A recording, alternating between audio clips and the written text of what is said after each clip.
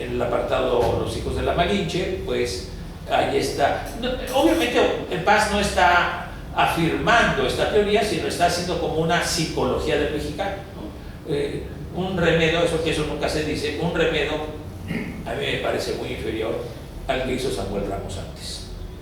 Y Paz, hay que decirlo, se inspira, para ponerlo leve, ¿no? Se inspira en el perfil de México, y su cultura, ¿no? De Samuel Ramos, que es una psicología del mexicano y que impacta enormemente a Paz, y Paz hace esta obra, ¿no?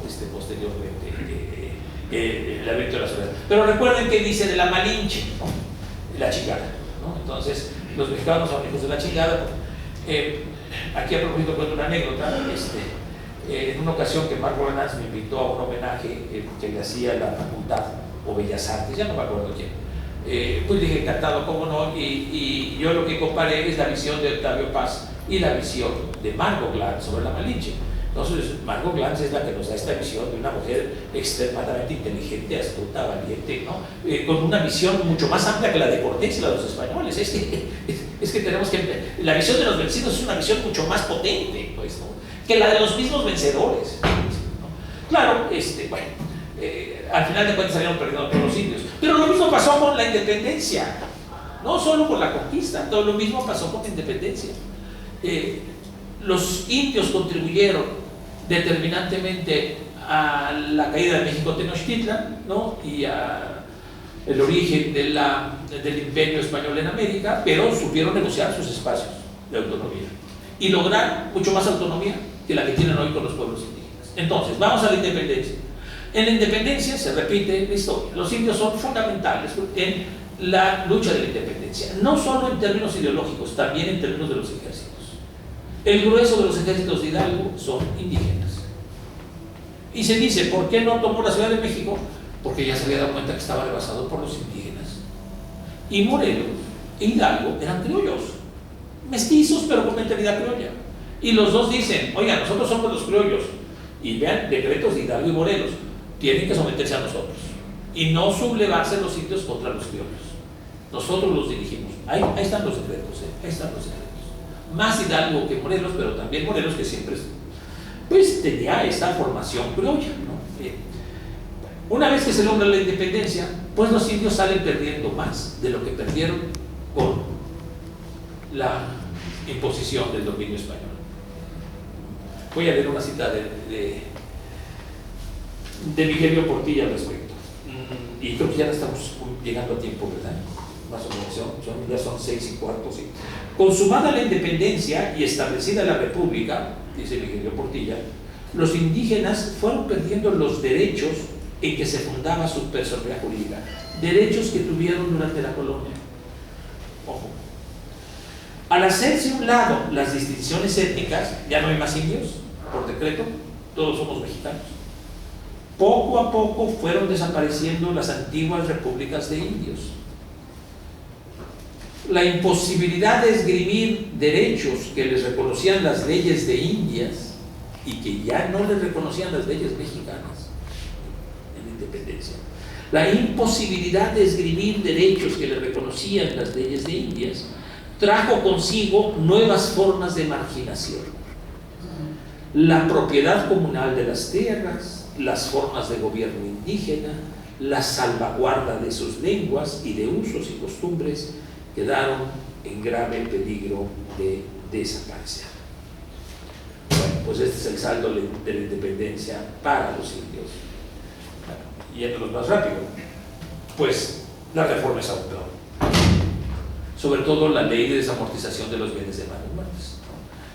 Porque hay que distinguir en la reforma básicamente dos leyes, no son las únicas, pero dos leyes. La ley Lerdo, que es la ley conocida como desamortización de los bienes de manos muertas, en que se niega personalidad jurídica a toda corporación. Y hay dos corporaciones fundamentales, la Iglesia y los pueblos indígenas, y las repúblicas de indios. Y a los dos los dejan sin propiedad.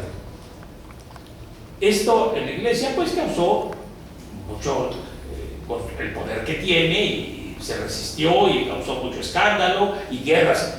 Y a los indígenas, bien, gracias, nadie Nadie los educó.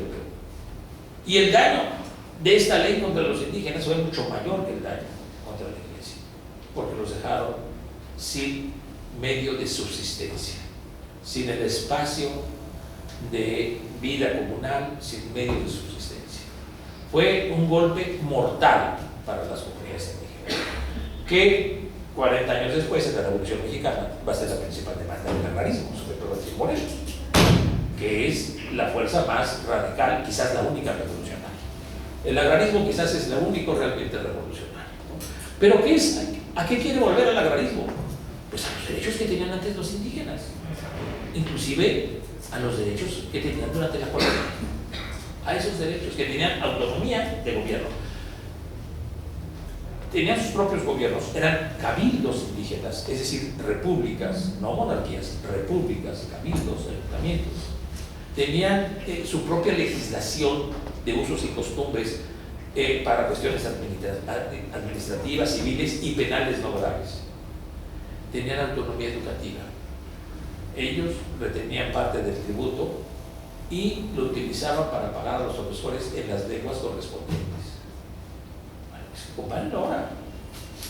Les aseguro que Ayotzinapa y todos los movimientos magisteriales de Morelos y Guerrero no hubieran sido necesarios con esa autonomía educativa que tenían los pueblos indígenas. Y ahora todo eso ha desaparecido, todo se concentra en el poder. Y esto es lo que nos está mostrando Miguel Portilla. Bueno, entonces la reforma pues también agravó más aún la situación.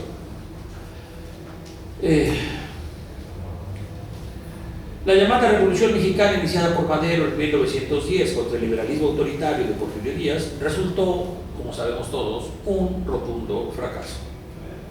A partir del golpe de Estado de Victoriano Huerta, los gobiernos revolucionarios fueron tan autoritarios como el de Díaz, pero no necesitaron recurrir a la dictadura, como Díaz, como Juárez, como Lerdo. La dictadura es un término técnico en derecho y en teoría política, es suspensión de la vigencia de la Constitución y los derechos ciudadanos en una situación de emergencia, para asegurar la gobernabilidad. Ese es el concepto de dictadura. Entonces, tanto Juárez como Lerdo como Díaz gobernaron con poderes extraordinarios que la misma Constitución les otorga en casos de situación extrema. Pero la idea es, todas las reformas constitucionales que pedían los porfiristas para fortalecer el poder del presidente Díaz y que no fueron concedidas en gran parte durante el periodo de Díaz, no porque no quiso Díaz, sino porque no pudo. La Constitución de 1917 las concede, todas, incluyendo así se llama, la irresponsabilidad del presidente. Si el presidente no puede ser llamado por la Cámara, solamente es un secretario. El periodo de 6 años, la capacidad de veto del presidente sobre leyes, lo cual rompe el principio de separación de poderes. O sea, en términos democráticos, la Constitución de 1857 era mucho más democrática y republicana que la de 1917. Entonces, por el lado de... Y eso, suponiendo que se respetara la Constitución, como muy bien ha mostrado posteriormente en ese otro gran libro, Pablo González Casanova, La democracia en México. La democracia es una farsa. Nunca se ha respetado. Es un libro que escribió en 65, pues por lo menos hasta el año 2000 y después tampoco se ha respetado cabalmente. En términos democráticos resultó un fracaso. El gran mérito quizás fueron los derechos sociales, sin lugar a dudas, de la Constitución de 1917, que no existían en la de 1857. Pero terminó siendo un mecanismo clientelar los derechos sociales.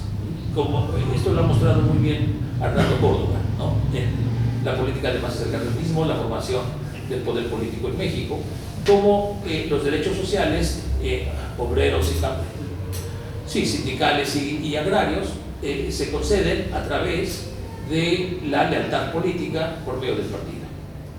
Se administran a través del partido y sus 3 sectores. ¿Cuáles son los 3 sectores del partido?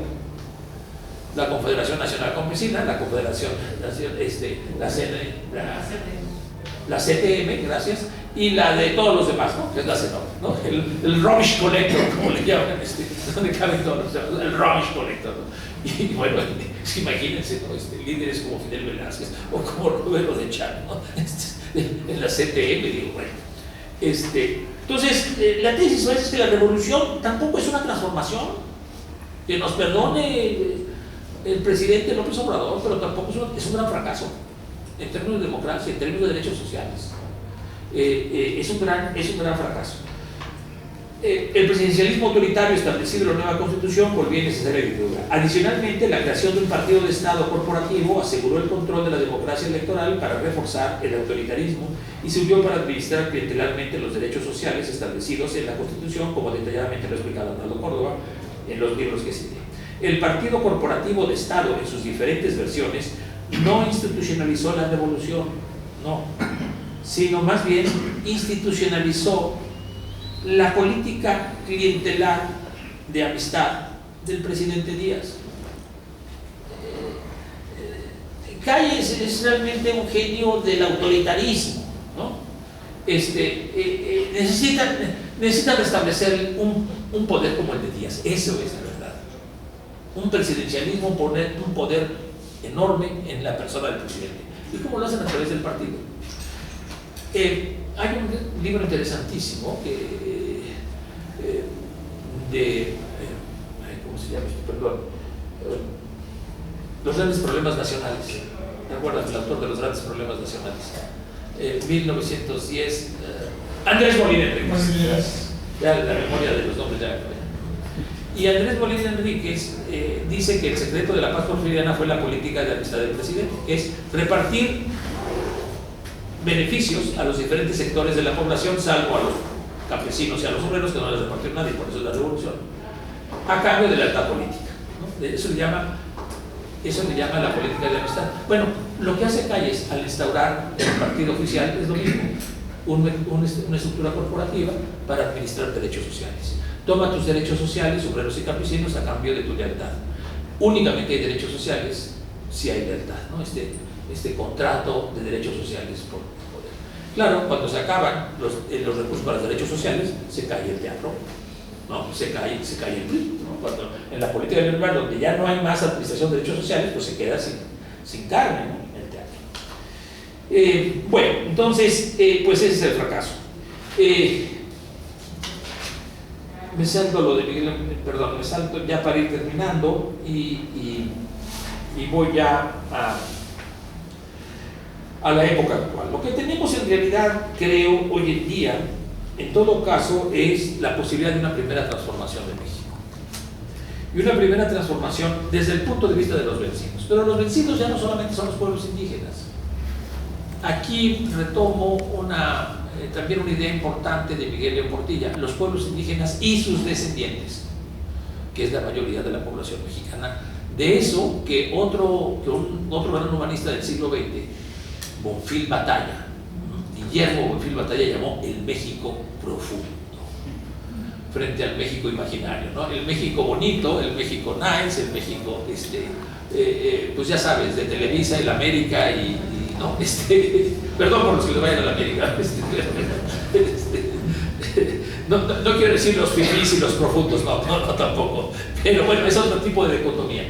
Este México profundo tiene mucho más de cultura y formas de vida, nos dice Bonfil Batalla, que los propios del indígena, que de la española o la norteamericana o la europea, ¿no? Persiste, a pesar de 5 siglos de explotación, de marginación, de desprecio, persiste la identidad de los pueblos, de los indígenas en la identidad mexicana en la mayoría de la población de México, del México profundo.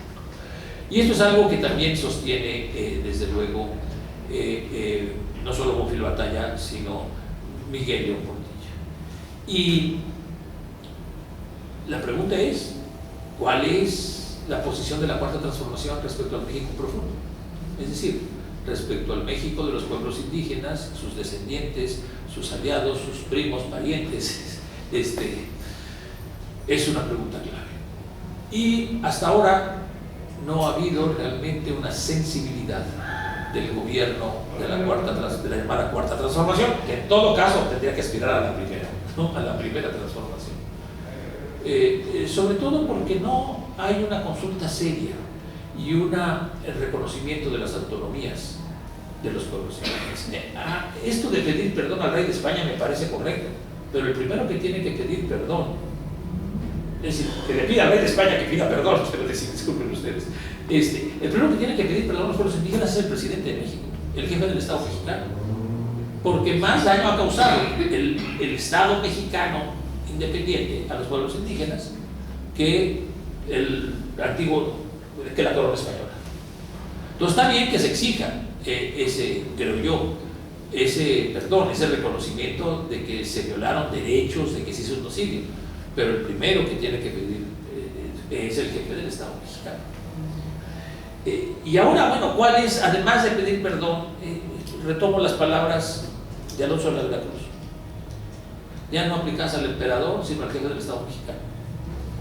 Y déjenme recordar lo que nos decía, ya perdí la cita, pero ahorita la encuentro. Voy a cambiar emperador por presidente. Es un anacronismo totalmente desvergonzado. Está obligado el presidente, aquí dice emperador, a reparar todo el daño que han sufrido aquellos indios, infieles indios, que viven pacíficamente, y a restituirles todo lo que se les fue quitado. Y la misma obligación tienen todos los capitanes, es decir, gobernadores, presidentes municipales, diputados, senadores, magistrados, jueces, que tomaron parte de estos daños y despojos, con obligación solidaria. No pueden efectivamente ser absueltos a menos que efectivamente restituyan los bienes robados. Pero no solo los bienes robados, los derechos anulados, los derechos de autonomía, los derechos de la lengua, los derechos al territorio, los derechos por aquí no pasa el tren, por aquí no pasa el tren, vaya, o va a pasar bajo las condiciones que establezcamos. Y eso no se ve, por ningún lado se ve. Y por aquí el tránsito, ¿bajo qué condiciones? Es decir, realmente se está respetando a los pueblos indígenas, sus territorios autonómicos. En una mesa, sin embargo hay esperanzas, déjenme decirles, en una mesa que recientemente me invitaron y estaba la doctora Sánchez Cordero, que me dio una excelente impresión, dio una noticia muy alentadora que ojalá y sea cierto: la reforma de la reforma, la revisión del artículo 2 constitucional, encaminado realmente a el reconocimiento pleno de los derechos de los pueblos indígenas de acuerdo a los acuerdos de San Andrés. Eso sería una primera acción de gran transformación. Ahí sí diría, va en serio la primera transformación, ¿no? Datos, es decir, acciones concretas. Si realmente el presidente quiere hacer una primera transformación, empezando por el reconocimiento y la incorporación de los pueblos indígenas y sus derechos a este proyecto de transformación, no destruirlos como todos los demás, como siempre se destruyen, entonces tendría yo, creo yo, que empezar por la reforma del artículo 2 reformado, que fue rechazada tajantemente por los pueblos indígenas y por el ZLN y por el Congreso Nacional Indígena, y retomar la discusión para que esos acuerdos, ¿no?, de San Andrés de 1996, imagínense ustedes cuántos años lleva ya, 96 a la fecha, ¿cuántos son? 10, 20. Bueno, siguen sin ser reconocidos, ¿no? Siguen sin ser reconocidos. Además, aquí está Pedro, que está haciendo una tesis muy interesante sobre las autonomías locales, ¿no?, donde menos, inclusive en zonas muy violentas y muy inseguras, en Guerrero, donde hay autonomías, hay menor incidencia del crimen, hay mayor seguridad. Donde hay autonomías y más respeto a las prácticas y formas de vida, no solo hay más seguridad, sino mayor biodiversidad, mayor respeto a la vida. Termino con una cita de Miguel León Portilla para el futuro. En el autorreconocimiento de la pluralidad cultural y lingüística México encontrará un manantial de recursos, otras formas de concebir al mundo y de actuar sabiamente sobre él. México como nación y como Estado. Antes no tomadas en cuenta. Podrá así renovar su proyecto como nación por primera vez después de la independencia al menos, y quizás por primera vez después de la conquista. Podrá así renovar su proyecto como nación y hacer frente a los embates del exterior, dirigidos a imponer la más globalizante de todas las globalizaciones que hasta ahora se ha visto. Nuestro país se reconciliará a la postre consigo mismo, al asumirse como lo que realmente es, integrado por mujeres y hombres de distintas lenguas y culturas y sustentado en lo que es su raíz más honda, el legado de los pueblos originarios con la presencia enriquecedora de sus descendientes, los indígenas contemporáneos, y también toda la mezcolanza racial que es este gran México, en la que está sin lugar a dudas presente la raíz indígena. Bueno, pues muchas gracias por su atención.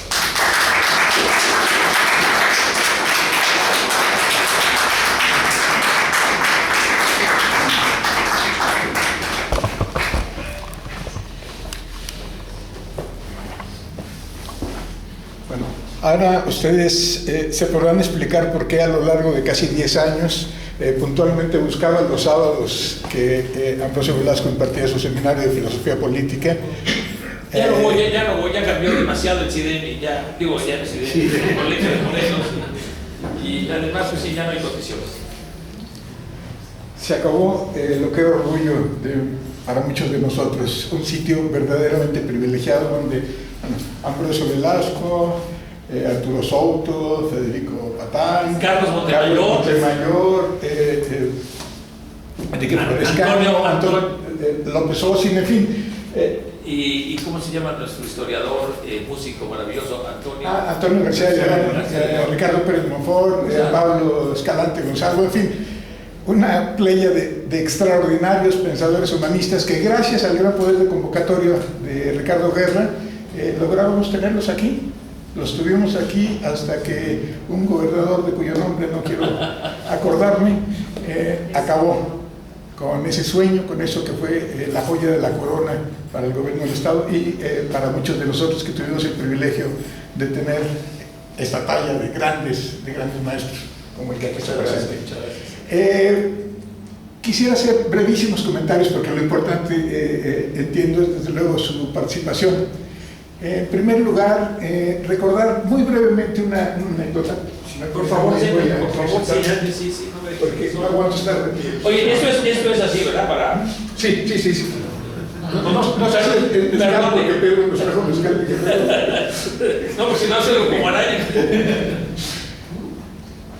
Rápidamente quiero recordar una anécdota. El 14 de julio de 1930, en las afueras de Berlín, se reunieron Albert Einstein y Rabindranath Tagore a conversar un fin de semana, 14, 15 y 16, viernes, sábado y domingo. Al final de la reunión de estos dos grandes pensadores, Rabindranath Tagore, vale recordar, fue el primer europeo en recibir el premio Nobel en 1913, Einstein lo recibió 7 años después por sus contribuciones a la física, el uno a la metafísica y el otro a la física, como bromeaba el propio Einstein. Al final de la reunión, los periodistas se acercaron con el físico a preguntarle si habían llegado a alguna conclusión. Einstein hizo un recuento de lo que habían conversado, las simpatías, las diferencias, las desavenencias, pero resaltó al final que habían llegado a una conclusión en común, casi de manera natural, y era reconocer la superioridad material de eso que conocemos como sociedades industriales, pero también reconocer la superioridad moral de las sociedades preindustriales. Cuando Ambrosio mencionaba hace rato esa gran contribución de la antropología mexicana, de Aguirre Beltrán particularmente con el concepto de aculturación, a mí se me ocurría que esto fue una especie de eufemismo inventado por ciertas corrientes de antropólogos para no decir incorporación al mercado, que era el propósito, que es el propósito, digamos, central de esta concepción modernizadora. ¿Cómo no estar agradecidos con la obra de don Miguel por permitirnos precisamente reconocer la otra mitad de nuestro cuerpo?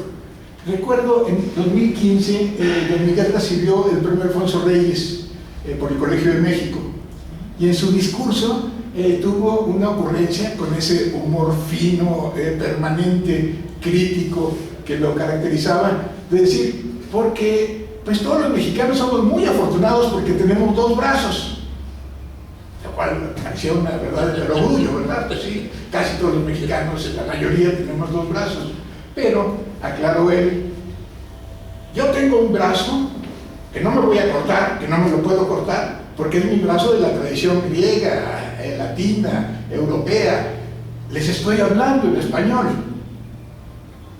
pero tengo otro brazo que a algunos se les olvida, que es de una profunda tradición, incluso más vieja, anterior a la tradición de la cultura europea, que es nuestra tradición mesoamericana. Efectivamente, los mexicanos somos muy afortunados por ser poseedores de esos dos brazos, cuando nos reconocemos como resultado de dos tradiciones, de dos civilizaciones, como bien se mencionó, en donde se encuentra O'Gorman, dimensión de América, León Portilla, de invasión de América. Bueno, lo importante es su participación. Desde luego los postulados son muy polémicos. ¿Cuál cuarta transformación si no terminamos con la primera? ¿Cuál cuarta transformación si la primera de ellas, la independencia, vemos el 35% del capital financiero bancario es español, poco más del 50% de las franquicias que existen en nuestro país de comida rápida, de toda esta gran variedad del mercado, son de origen norteamericano, y así podríamos hacer un recuento de la industria automotriz, la industria aeronáutica y el turismo, en fin. ¿Cuál cuarta transformación si no podemos concluir con la primera? Entonces, si ustedes nos hacen el favor de lo importante que consideramos en esta sesión es escucharlos, escuchar sus opiniones, su participación, y de esta conversación poder sacar antídotos contra la violencia y por la paz. Por la paz, no solamente entre nosotros, los modernos, la parte del México imaginario que aquí estamos mayoritariamente representados, no necesariamente en convicciones y anhelos, por supuesto, pero sí como resultado de nuestra propia formación. Y ahí está esa otra mitad, ahí está ese otro brazo de México, no solamente para reivindicarlo, no de ninguna manera para incorporarlo al mercado, sino para aprender de ellos, para aprender de esa superioridad moral que las sociedades industriales, particularmente los pueblos mesoamericanos, nos enseñan todavía. Pues bienvenidos a sus opiniones, preguntas, comentarios.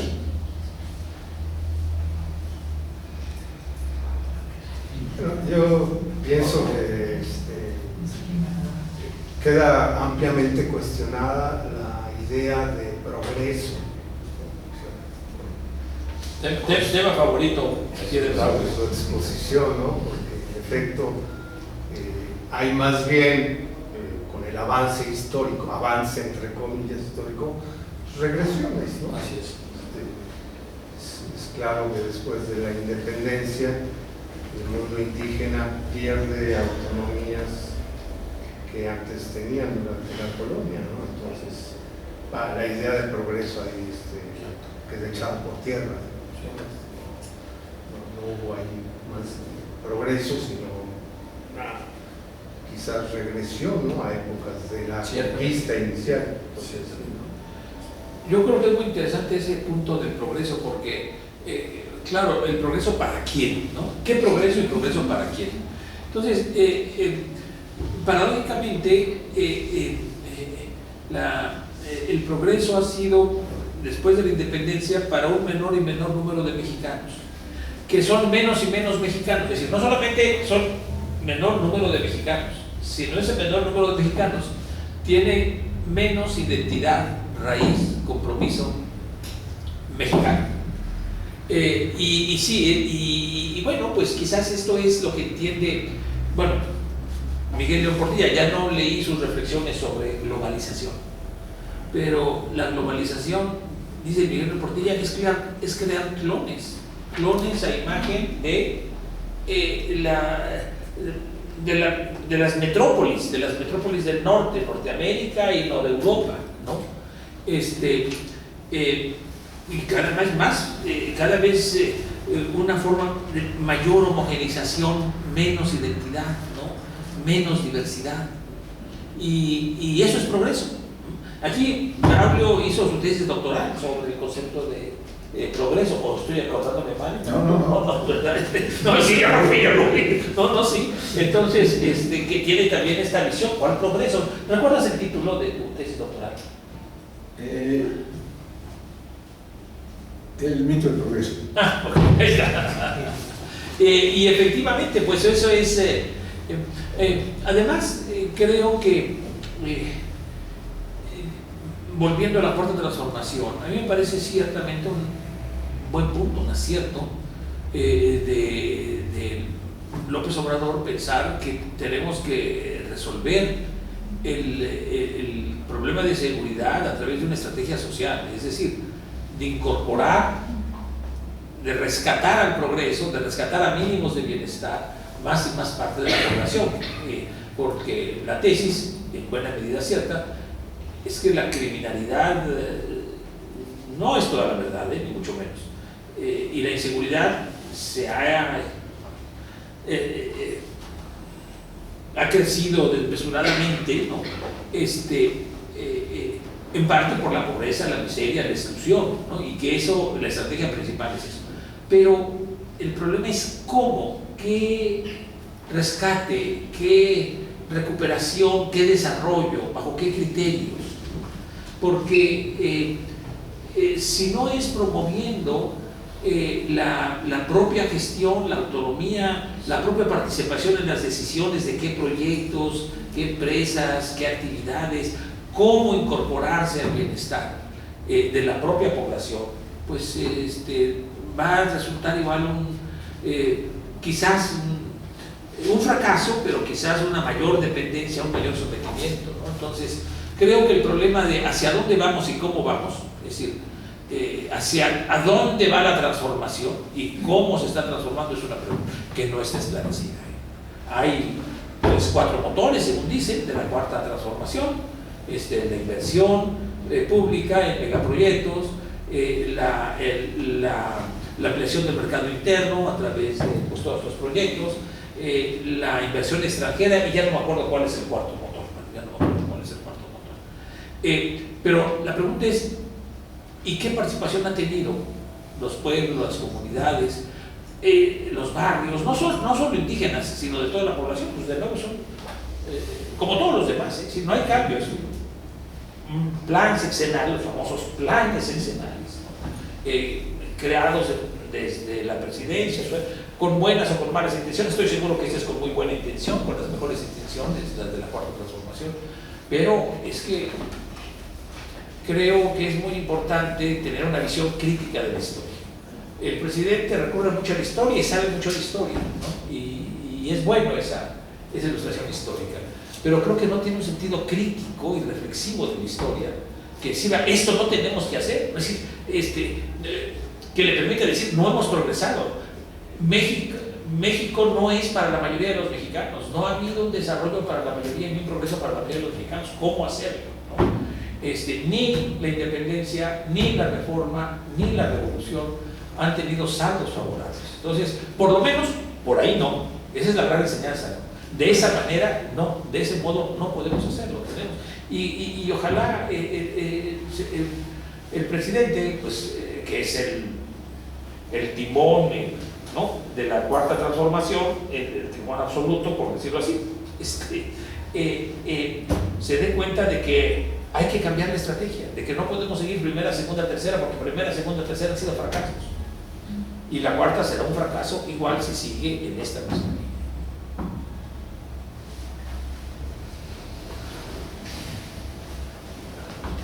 A mí me da hasta un poquito de pena intervenir porque me tengo que ir, pero no quiero irme sin antes decir lo que tengo que decir. Por favor. Con todo respeto, permítame disentir. Claro. En algunos aspectos de lo que usted ha dicho.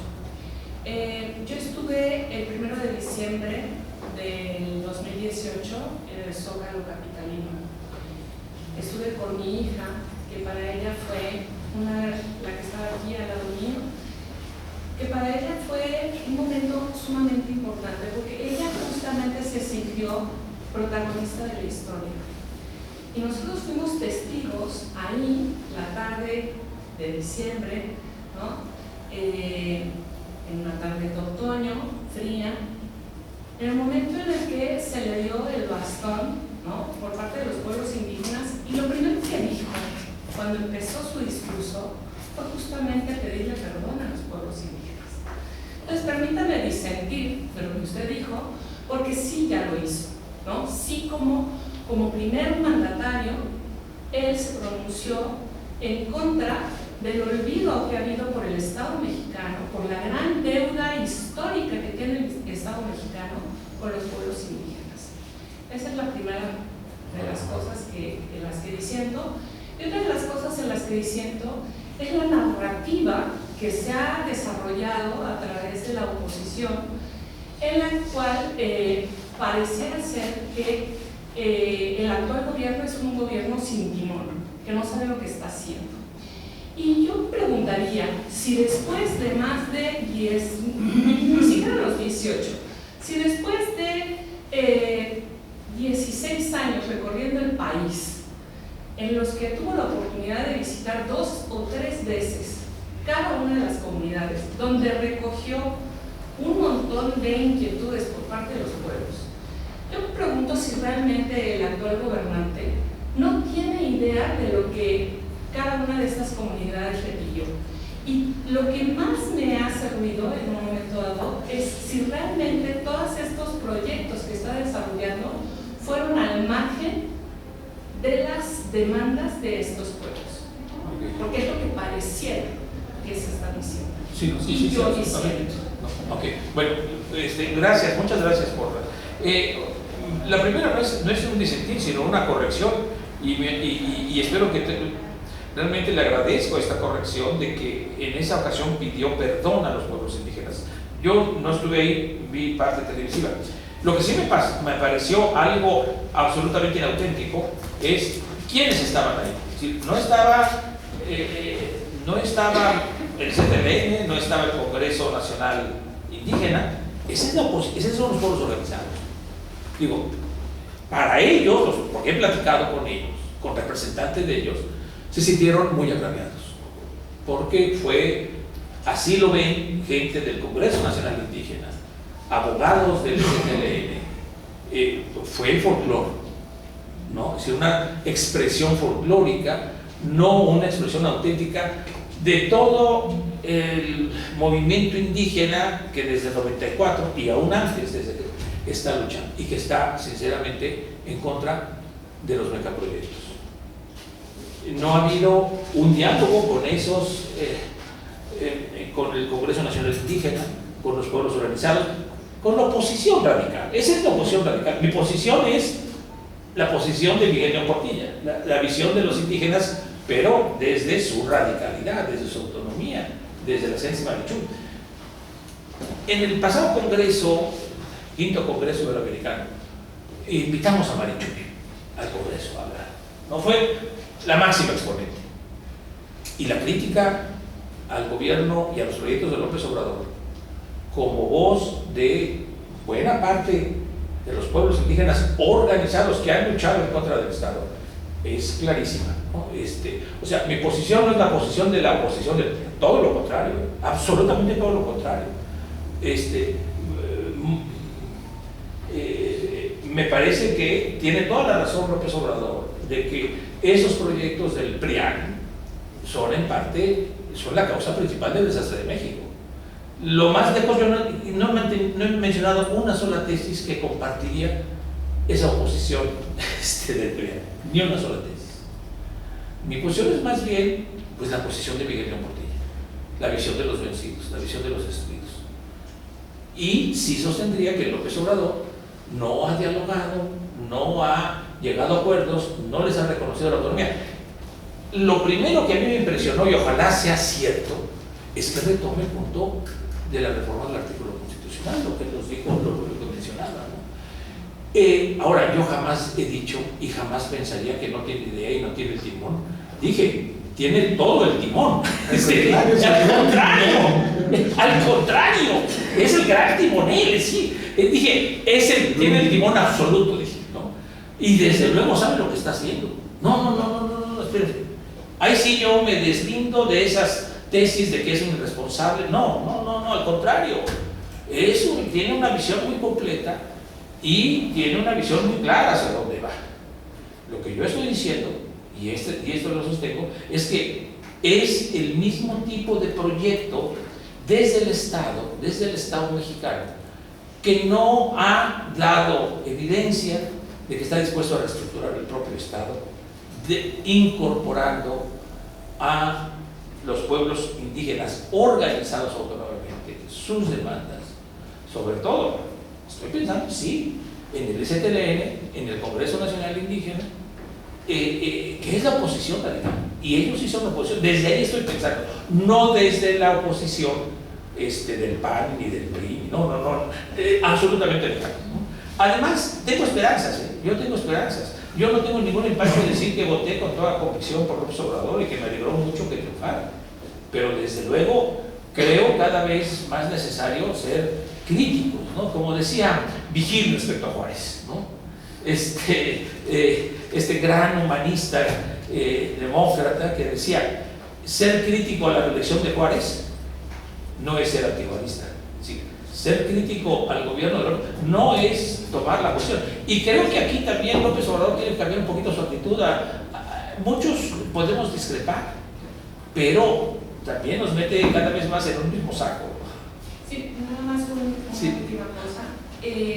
María de Jesús, bueno, yo fui promotora de que se votara por ella, de que se incorporara a las candidaturas. Y aquí también hay que ser críticos también con los pueblos originarios, porque pareciera que tienen el monopolio de la representación de los pueblos indígenas solamente en los movimientos, cuando pueblos indígenas hay muchísimos en este país. Entonces no podemos concentrar la representación de los pueblos indígenas solamente en el movimiento del STLN y el que encabeza Marichuy, a mí me parece. Y por eso creo que esta definición como folclorista de solamente unos pueblos que fueron reconocidos, otros no, yo creo que también hay responsabilidad en esos movimientos, también en acercamiento, porque no ha habido acercamiento, por el contrario, ha habido confrontación. Pero el acercamiento tiene que ser del presidente hacia ellos, no de ellos hacia el presidente. Digo, ese es el punto. Estoy de acuerdo, pero tendría que haber también una ¿cómo se llama? Una apertura para que justamente pueda haber el diálogo y la negociación entre sus pueblos. Y no lo ha habido. Estoy totalmente de acuerdo, no lo ha habido. Sí. Yo solamente antes de que Laura nos hiciera favor de participar, quisiera responder parcialmente. Mi impresión es que la cuarta transformación tiene una visión indigenista, modernizadora, de incorporar al mercado, no de respetar al otro y aprender del otro. Que en esto consiste una diferencia que, en mi discutible opinión, yo también voté por López Obrador, yo también soy partidario de, por primera vez en mi vida, anarquista, por primera vez defiendo a un presidente, por primera vez me enorgullezco de ser anarco-guadalupano.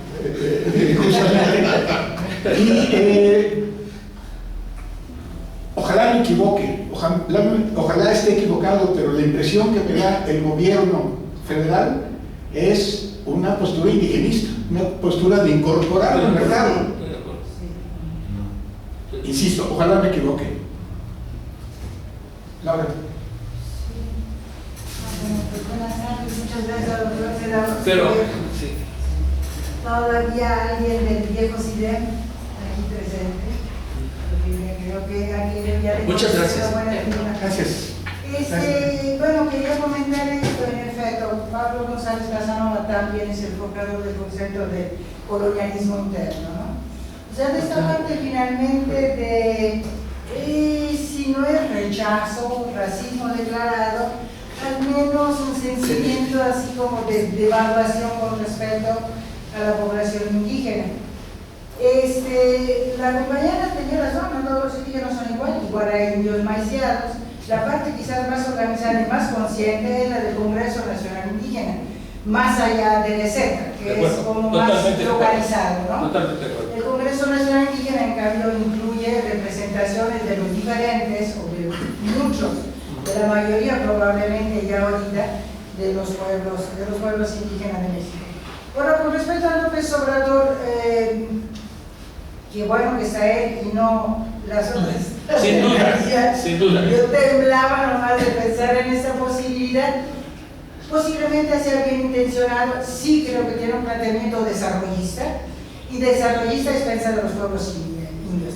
Los tres proyectos económicos más importantes son precisamente el PIB, o sea, el Proyecto Integral Morelos, el Tren Maya en el sureste, y el tren, ¿cómo se llama?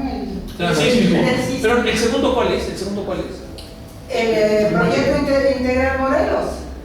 Y precisamente aquí en Morelos hemos tenido problemas, por eso los pueblos indios de Morelos no quieren el proyecto.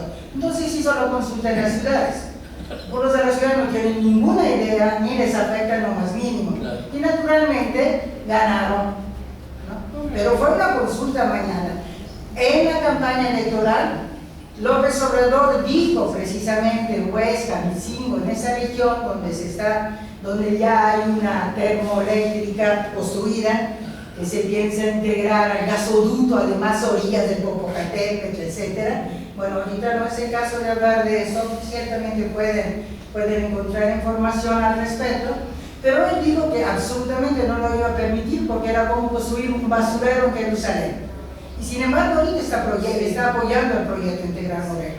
Entonces yo creo que también tiene un doble discurso, si me permiten, y estaría bien pues hacérselo ver, ¿no? En cuanto a eso del colonialismo interno, pues sí es un poco como lo que decía del psicoanálisis, alguna vez decían que el ego es el pequeño argentino que todos tenemos adentro. Bueno, pues también todos tenemos adentro, a veces sin darnos cuenta, este pequeño tronco. Y no nos damos cuenta. Muy bien, muchas gracias. Perdón, no sé si puedes explicar un poquito más, si pudieras explicar un poquito más lo del Proyecto Integral Morelos. Si quieren le mando la información, eso sería... Bueno, lo que pasa es que es un proyecto en realidad de larga data, de hace mucho tiempo, que se pensaba hacer y que los otros gobiernos no han podido hacer porque la gente no lo ha permitido. Pues López Obrador está realizando ahorita cosas que los otros gobiernos no podían hacer y que beneficiaría a Estados Unidos, porque la idea es cómo traer el gas de Estados Unidos para acá. Los constructores finalmente son transnacionales los que lo hicieron, y la gente de allá nos ha ha habido diferentes foros en los que han platicado cómo ellos se sienten, aparte de la contaminación del río, etcétera, el ruido, una serie de cosas que a ellos no les conviene, se va a acabar. Esa es una zona playa agrícola que abastece gran parte de Morelos, inclusive según esto, el Distrito Federal, etcétera, ¿no? Entonces esto es como una piececita de un rompecabezas más grande en todo el país, que tiene que ver finalmente con lo que primero se llamó Plan Puebla-Panamá, y luego tomó otro nombre, se le estuvo tirando tierrita, pero ahorita lo están haciendo, y eso es muy grave. Muy bien, muchas gracias. Sí, por favor. Perdón, un poquito. Yo soy Marisa Antonia y tengo un terrenito en una parcela en Cateteco. Hace unos años me visitaron y me dijeron, oiga, quiero hablar con usted. Y ya me dicen, va a pasar por su terreno tal y tal, y le vamos a dar tanto. Le digo, no. Y ahí empezaron, ¿no? Y era este proyecto. Y a muchos campesinos, bueno, fueron a los ejidos y les propusieron. Yo les expliqué, incluso llevé una vez al doctor Sarmiento para que me explicara, pero pues el dinero duró más. Y muchos me aceptaron y pasaron por sus terrenos. Por el mío no pasaron porque yo les dije no. Yo le dije, conmigo va a tener problemas, bueno, ahí se cansaron. Pero ¿qué es lo que iban a pasar por ahí? Los pozos hacia la termoeléctrica. Okay. Entonces, por ahí hay muchos ejidos que se dejaron convencer, porque le dieron de a 1 millón, de a 2 y así. Entonces yo no estoy a favor para nada de eso, ¿no? Y no pasaron por mi terreno, se sesgaron y pasaron por otro lado. Entonces, a mí me dolió mucho cuando vino López Obrador, porque yo también volé y promoví. Entonces me dolió mucho la contestación que dio cuando vino a Cuautla. Para ya no repetir lo que dijo la compañera. Pero yo empecé a buscar esa respuesta. ¿Por qué? ¿Por qué? Pero no repites la respuesta, ¿qué es lo que dijo? López Obrador fue vino a un evento a Cuautla donde fue todo el campesinado, porque toda la parte oriente es zona de productora de campo. Entonces, todos los campesinos, la mayoría del campesinado fueron, pues porque habían votado por López Obrador y que había dicho que era apoyo al campo y que apoyo a todo, no a la termoeléctrica, que eso iba a quitar todo el agua de riego a toda la zona que es zona cultural de riego, que viene el agua del volcán y todo eso. Hay también